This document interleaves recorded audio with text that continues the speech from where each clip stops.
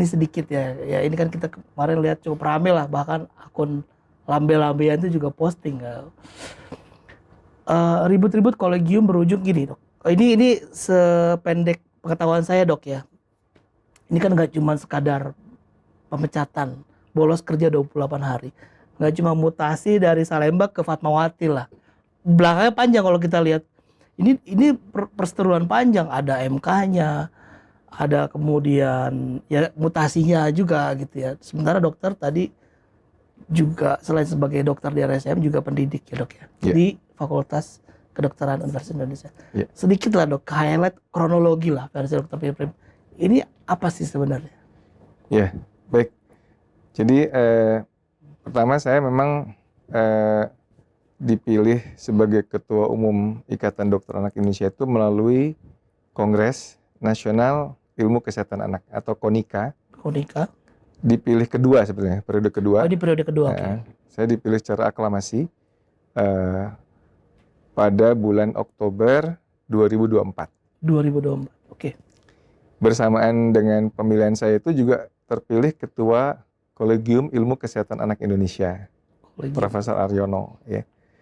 Jadi Kolegium Ilmu Kesehatan Anak Indonesia itu adalah kolegium independen yang sudah didirikan lebih dari 50 tahun ya, kalau nggak salah 52 tahun yang lalu, dan sudah mengawal kompetensi sekitar 5.000-an lebih dokter anak seluruh Indonesia. Karena kan kolegium itu fungsinya adalah untuk membuat kurikulum, standar, pendidikan sebelum dia jadi dokter spesialis anak, kemudian melakukan uji kompetensi, buat kurikulum, uji kompetensi. Uji kompetensi, jadi menetapkan kompetensi yang harus dimiliki oleh seorang dokter spesialis anak. Okay. Nah ini memang harus dilakukan oleh pakar-pakar yang paham tentang pendidikan kedokteran. Yeah. Khususnya kalau di dokter anak ya pendidikan kedokteran anak.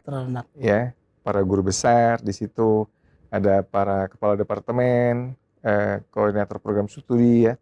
Itu yang menggodok di situ. Jadi ini memang nggak boleh diintervensi oleh luar, oleh pengusaha, oleh penguasa, bahkan saya sendiri. Jadi IDAI itu kan ada, kalau kita menyebutnya seperti dua sisi mata uang yang berjalan beriringan tapi tidak saling mempengaruhi. Saya sebagai pengurus pusat tidak bisa mencampuri urusan kolegium karena urusan saya adalah urusan nanti keprofesian setelah si dokter yang dididik itu jadi dokter anak. Meski kolegiumnya di bawah IDAI ini. Kolegium itu bukan di bawah IDAI. Berada di dalam IDAI ya. Namanya Kolegium Ilmu Kesehatan. Jadi IDAI itu terdiri dari pengurus pusat dan Kolegium Ilmu Kesehatan Anak Indonesia. Terdiri dari pengurus dan kolegium. Betul. Tidak saling memengaruhi. Kolegium juga nggak bisa mengaruhi saya juga nggak bisa mengaruhi dia. Masing-masing itu berjalan sesuai dengan bidangnya, sesuai dengan kompetensinya, dan sesuai dengan peer groupnya gitu. Kalau kolegium itu ada masyarakat kolegiumnya sendiri. Ada lagi. Yang paham memang dengan pendidikan kedokteran anak. Ya. Nah pada saat kongres itu hampir bersamaan ya, setelah terpilihnya Prof. Aryono dan dalam amanah kongres itu IDAI tetap memiliki Kolegium Ilmu Kesehatan Anak yang sudah berdiri 50 tahun ini. Tiba-tiba Menkes bikin kolegium sendiri. Ya, Kementerian Kesehatan tuh bikin kolegium sendiri, bikin pemilihan sendiri ya. Nah, pemilihannya tapi semacam Indonesian Idol.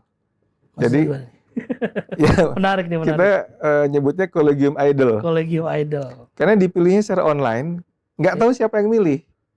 Nggak tahu siapa pemilihnya yang siapa, nggak tahu kita. Dan dari 5.000 lebih dokter anak pada saat itu, yang ikut pemilihan itu hanya 120 orang. Ikuti partisipasi Voting.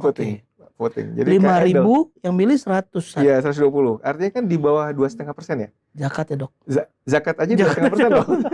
Itu nggak sampai zakat lah. Artinya nggak quorum ya? Nggak quorum. Bahkan 50% itu jauh. Iya, jauh banget. Kan harusnya kan paling nggak pemilihan tuh 50% plus 1 kan. Tapi dok, ini harusnya kolegium itu dipilih dari siapa? Harusnya pemilihan ketua kolegium itu dipilih dari masyarakat kolegium Masyarakat itu kolegium sendiri, tadi, oke. dari peer groupnya kolegium. Ya, yang tadi. Saya nggak ikut pemilihannya, karena beda bagian gitu. Oke. Lanjut yang tadi. Oke. Jadi dari 120 yang milih itu terpilihlah namanya Dr. Safira Alatas ya sebagai ketua kolegium. Anak versi Menkes, yang buatan Menkes. Okay. Nah, jadi disitulah mulai timbul dualisme kolegium karena kami itu sebagai pengurus IDAI melaksanakan amanah kongres, otomatis saya nggak bisa ngakuin dong kolegiumnya buatan Menkes. Nah, pada saat itu teman-teman pengurus IDAI ya awalnya nih ya kayak namanya Dr. Fitri Hartanto itu yang ketua IDAI Jawa Tengah. Ya. Itu dengan sangat vokal beliau menentang ada anggota IDAI yang kemudian mencalonkan di pemilihan kolegium Menkes, padahal kita sudah ada kolegium yang sendiri terbentuk secara sah di Kongres Organisasi. Dr. Fitri bilang ini melanggar anggaran dasar, anggaran rumah tangga organisasi, mesti dapat sanksi gitu. Dr. Hikari juga seperti itu pandangannya. Pokoknya menentang lah kolegium ini. Nggak lama setelah itu, dia ribut di WhatsApp group. Mungkin ada yang screenshot dikirim ke mereka ya. Dr. Fitri itu langsung dimutasi di bulan Desember ya. Ini IDAI Jawa Tengah ya? Ketua IDAI Jawa Tengah. Okay. Tempat kongres itu berlangsung. Lucunya mutasi Dr. Fitri ini yang paling nggak masuk akal ya. Jadi dari Rumah Sakit Karyadi, ya. Dia satu-satunya konsultan tumbuh kembang anak Semarang, dipindah ke Jogja, Sarjito, yang sudah punya 3 konsultan tumbuh kembang anak. Alasannya pemerataan layanan kesehatan. Pemerataan. Padahal yang dibutuhkan Karyadi ya. Hukuman itu kan. Ya, padahal itu hukuman. Hukuman ya. Hikari juga sama. Hikari itu sekjen.